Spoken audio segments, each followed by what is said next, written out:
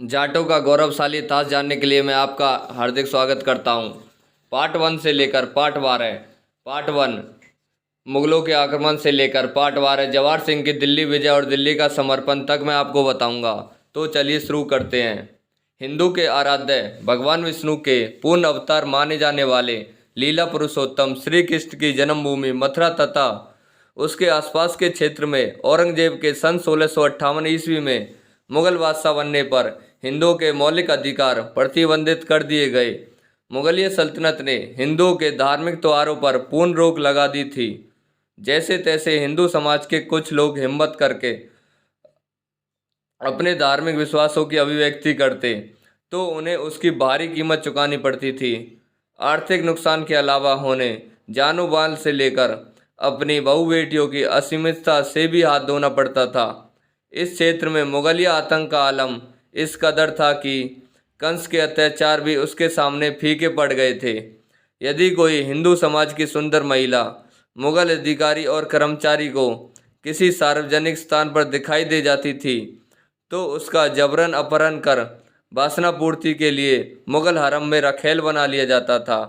मुगल सल्तनत में यह कार्य इस्लाम के लिए आवश्यक और उद्धारक माना जाता था, क्योंकि इन रखेलों से उत्पन्न संतान इस्लाम की अनुयायी ही होती थी। उस समय वैसे तो मुगलिया शासन के पूरे साम्राज्य में गैर मुसलमानों के लिए बहुत बुरा समय था, पर हिंदुओं के तीर्थस्थल क्षेत्र में हालात बद से बदतर थे। वहाँ जुल्म अपनी पराकाष्ठा पर था। मथुरा मुगलों की दोनों राजधानियों आगरा और दिल्ली से बेहद नज़दीक था।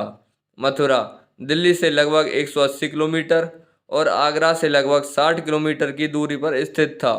मुगलिया शासन की पैनी निगाहें हिंदुओं की इस धार्मिक नगरी पर ज़्यादा ही थी।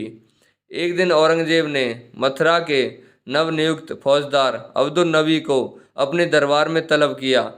बादशाह औरंगजेब ने अब्दुल नबी से पूछा, तुम मथुरा में रहकर इस तरह की कार्य योजना बनाओ जिससे हिंदू भूतों को पूजना छोड़ दें। ऐसा माहौल पैदा करो जिससे कि हिंदू अपना धर्म छोड़कर इस्लाम को अपना लें।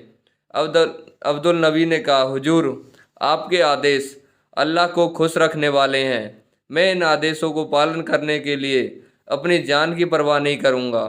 बादशाह औरंगजेब ने अब्दुल नबी से पूछा, हमारे आदेशों को कैसे अमली जामा पहनाओगे, बयां करो। अब्दुल नबी ने कहा, हुजूर आला, हम इस्लाम की बरकत और काफिरों को इस्लाम में लाने के लिए 4 तरह की कारगुजारियों पर अमल करेंगे। पहली, इस्लामी रीति रिवाजों को शरीयत के अनुसार सुनिश्चित करना।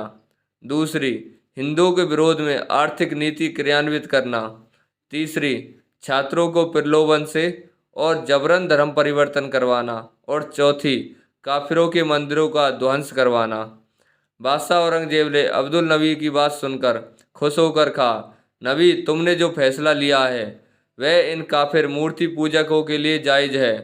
मुगल बादशाह औरंगजेब ने अपने शासन के गुजरात, कंधार, मुल्तान, सिंध, लाहौर, काबुल सहित सभी सूबों के सूबेदारों को आदेश दिया कि सभी सूबों के बड़े बड़े मंदिरों को फौरन गिरा दिया जाए। औरंगजेब का हिंदू विरोधी अभियान कम होने की बजाय और अधिक बढ़ने लगा। सन 1659 ईस्वी में हिंदुओं के सबसे प्रसिद्ध और पवित्र सोमनाथ के शिव मंदिर सहित बड़े देवालयों को तोड़ दिया गया। औरंगजेब की कट्टर जिहादी नीतियों से मुस्लिम उमरा वर्ग बहुत अधिक प्रसन्न हुआ। उच्च अमीर मुस्लिम उमरा के 100 से अधिक सदस्यों ने और 50 प्रमुख मौलानाओं ने औरंगजेब से दिल्ली दरबार में भेंट की। बहादुर जफर जंग, कोकलतास खां ए जहां, मावत खां, शाइस्ता खां ने मुस्लिम उमरा वर्ग का नेतृत्व किया। मुस्लिम उमरा वर्ग और मौलवियों का मुस्लिम बादशाहों पर बहुत ज़्यादा प्रभाव होता था। सामान्यतः बादशाह उमरा वर्ग और मौलवियों के फैसले को नज़रअंदाज नहीं कर सकता था। औरंगजेब ने उपस्थित अभिजात्य उमरा वर्ग का इस्तकबाल करते हुए पूछा, अचानक आप लोगों का कैसे आना हुआ? आपकी और आपके परिवार की सब खैरियत तो है? सभी सूबों के बरकत में कोई कमी तो नहीं है? मौलवियों की ओर इशारा करते हुए पूछा, क्या इस्लाम का परचम खूब फहरा रहा है? उमरा वर्ग ने कहा, शहंशाह, आपकी सल्तनत में इस्लाम में खूब बरकत हो रही है। काफिरों बुत परस्तों के मंसूबे ध्वस्त हो गए हैं। पूरी सल्तनत में हिंदुओं के बड़े मंदिरों को जमींदोज कर दिया गया है। अब आप पूरे सल्तनत में सभी मंदिरों को जमींदोज करने का फरमान दे दें, जिससे हिंदू बुत परस्ती करने को से महरूम हो जाएं। औरंगजेब ने कहा, हम सल्तनत में धीरे धीरे हिंदुओं को कुचलना चाहते थे, लेकिन यदि आप लोगों की इच्छा है कि मैं तुरंत अमल करूं, तो मैं ऐसा ही करूंगा। मैं आप लोगों के फैसले की नाफरमानी नहीं कर सकता हूं।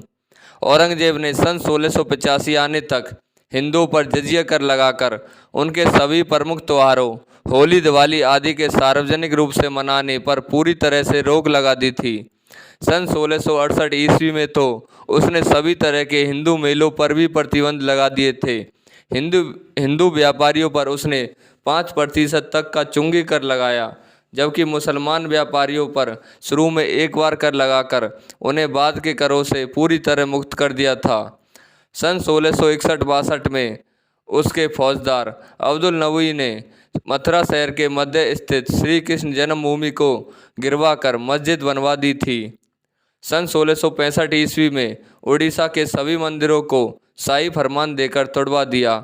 सन 1666 ईस्वी में औरंगजेब के फौजदार अब्दुल नबी ने शहर के एक और प्रख्यात मंदिर को तोड़वा दिया। मंदिर के सभी रत्न जवाहरात लूटकर सभी मूर्तियों, दरवाजों, छतरियों, परकोटों आदि को तोड़वाकर आगरा भेज दिया गया था। आगरा में मुगल शहजादी जहां आरा ने टूटी हुई हिंदू देवी देवताओं की मूर्तियों को देखकर कारिंदों से कहा, इन मूर्तियों को मस्जिद की सीढ़ियों के नीचे चुनवा दिया जाए। हिंदू आराध्यों की प्रतिमाओं को मुगल शहजादी जहां आरा ने मस्जिद की सीढ़ियों के नीचे चुनवा दिया, ताकि वे मुसलमानों के पैरों के नीचे कुचली जाएं और हिंदू समाज अपनी याददाश्त में इस अपमान को संजोता रहे।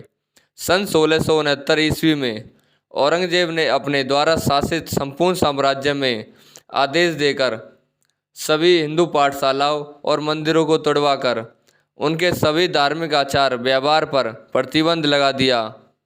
इसी दौरान काशी के बाबा विश्वनाथ का मंदिर भी भारी विरोध के बाद ध्वंस कर दिया गया। औरंगजेब ने इस्लाम के प्रसार के लिए और हिंदुओं को इस्लाम धर्म स्वीकार करने के लिए उन्हें सभी प्रमुख ओहदों से वंचित कर दिया। फिर बादशाह औरंगजेब ने इस्लाम में धर्मांतरित होने वालों को पुरस्कृत करने तथा हिंदुओं को हतोत्साहित करने की नीति प्रारंभ की। जगन्नाथ अपराधों की सजा काट रहे अपराधियों और आरोपियों को इस्लाम धर्म स्वीकार करने पर आम माफ़ी दी जाने लगी। पार्ट 2 में हम आपको बताएंगे गोकुल का मेला। अगर आपको वीडियो अच्छी लगी हो तो प्लीज़ चैनल को लाइक, शेयर एंड सब्सक्राइब कर देना।